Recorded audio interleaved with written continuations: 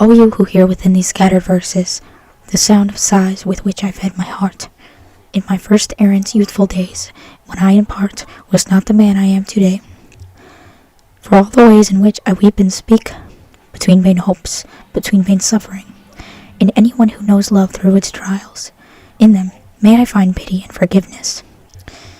But now I see how I've become the talk, so long a time of people all around. It often makes me so full of shame, and from my vanities there comes shame's fruit, in my repentance and the clear awareness that worldly joy is just a fleeting dream.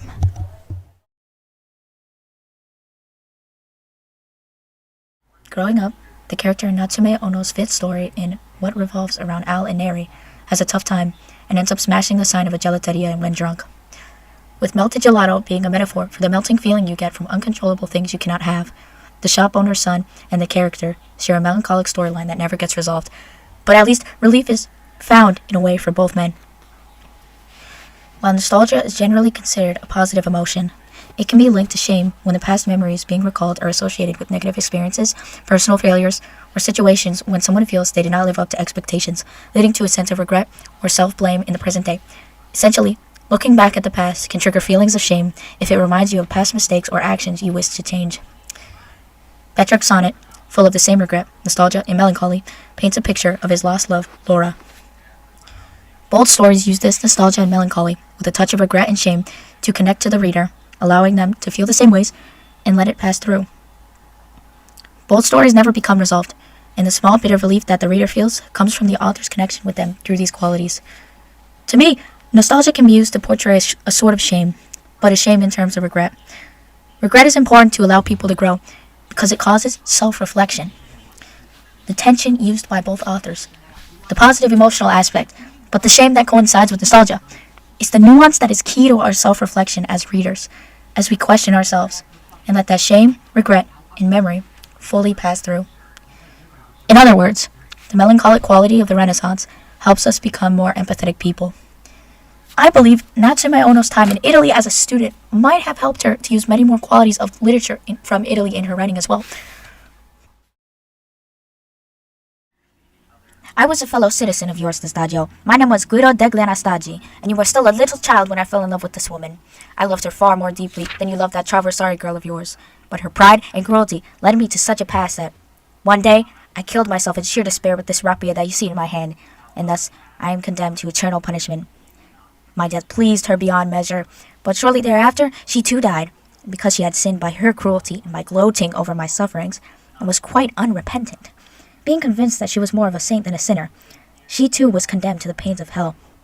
No sooner was she cast into hell than we were both given a special punishment, which consisted in her case of fleeing before me, and in my own, of pursuing her as though she were my mortal enemy rather than the woman with whom I was so deeply in love. Every time I catch up with her, I kill her with the same rapier by which I took my own life.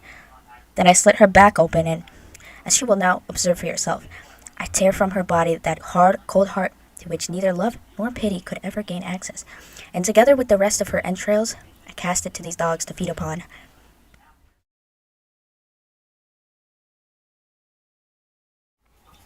In Ono's story, Konte, from her collection of short stories, Kuma to Interi, the young, new politician, and Neri, a young server, have a transactional relationship. Neri, being in love with Al secretly, experiences him pushing him away. This contemporary quality of unrequited love, that it hurts so much that we do bad things, and that we punish each other, I believe was taken by Ono as a solemn quality of Italian literature. Natsume Ono realizes the complexity, and therefore the importance of courtly love in today's society, where relationships have become akin to a monetary transaction. Both stories have proven that this is not how humans can live, as humans need deep connection. The hurt portrayed shows this inability in two different times. This can deeply hurt individuals. However, this hurt portrayed in both stories, the killing of the woman, Al throwing Neri out for good, allows the reader to self-reflect. Courtly love means to make performing but caring acts in yearning for a lover, and therefore an attempt to court them, seems to be the answer, as it forms a middle ground between the transactional and the traditional. In the end of Ono's story, we can also see a representation of this concept of courtly love. Therefore, it becomes an answer to this problem in contemporary relationships. In particular, both stories have a clear focus on the way that liquid love versus courtly love makes us feel. Let's just say that one concept makes us feel much better about romance in general, which I think is an important takeaway as a reader. Taking the head to her room, she locked herself in and cried bitterly, weeping so profusely that she saturated it with her tears, at the same time implanting 1,000 kisses upon it.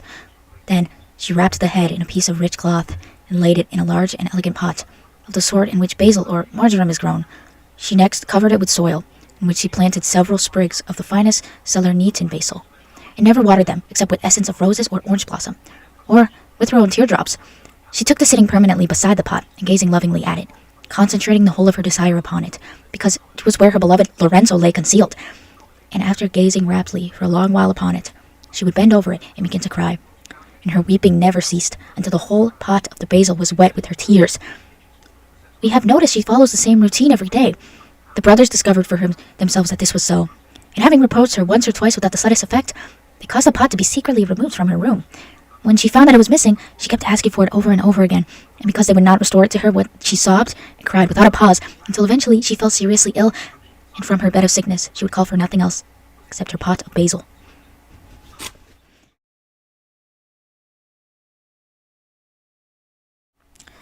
In Natsume Ono's short story, Orso e Intellettuale, an older politician who had played around for a while and finds something different, someone who has been in love with him for a while, a paparazzi.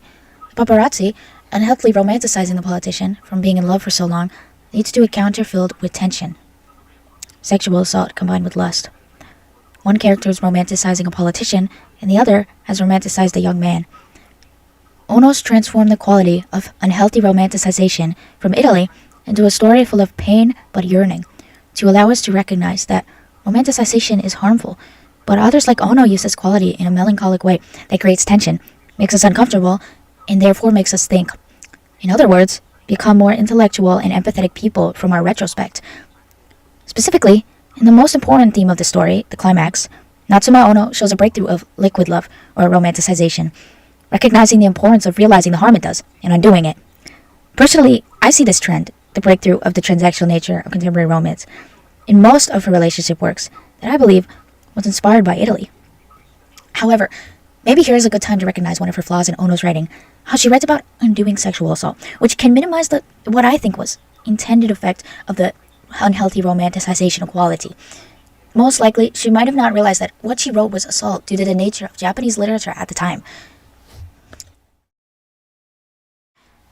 So far, I have described Melancholy, Unrequited Love, and Romanticization as the most important themes from the Renaissance which appear in Ono's writing. However, I believe that this next quality is the most important to the reader and to me. See if you can figure out what this next one is. Into the mist of the sea, I was 3 years in the crossing, beset by treacherous winds. Love has driven me back when I was almost at harbor, swift as he always is, to work to my travail and harm. And to quicken the wings of my desire, he has placed such a clear dawn before my eyes that the sight of it comforts me, and all my troubles seem to afflict me less. I feel a fire equal to the first fire, and if it has grown such in so short a space of time, I fear it may be greater than the last. But what can I do, if to burn is my fate, and if, of my own will, I consent to go from one fire to another, and from one evil to the next?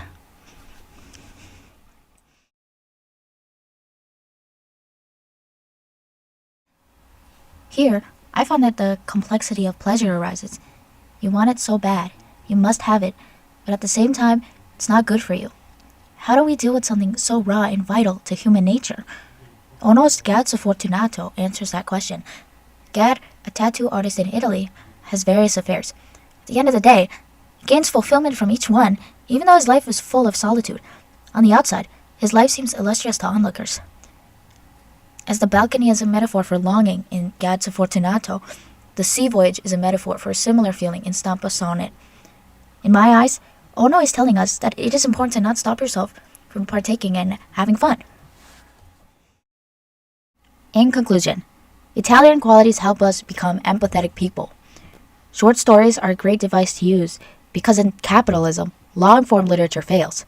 Qualities taken from Italian literature are so important to use by authors in contemporary times because in a world deprived of empathy, the qualities of enjoyment, Melancholy, romance, and shame can positively rebuild an individual's empathy by reinforcing self-reflection. Natsume Ono is so important in contemporary times. Not only is she bringing similar qualities to her own culture in Japan, which also happens to be capitalist, but she is producing complex, nuanced graphic literature that allows for deep thought and self-reflection through romance and drama. Natsume Ono realizes the complexity and therefore the importance of courtly love in today's society, where relationships have become akin to a monetary transaction. Ono is so important to me as an author. Did you figure out what the last quality was? Well, I name it enjoyment. We often forget to enjoy and relax and to love life. Romance is an important part. Even if we experience that pain, we can let it pass through, continue on, and continue to love and feel good. If I had to give you one takeaway, it'd be that, at the end of the day, this is the literature that holds these qualities that teaches us to simply enjoy.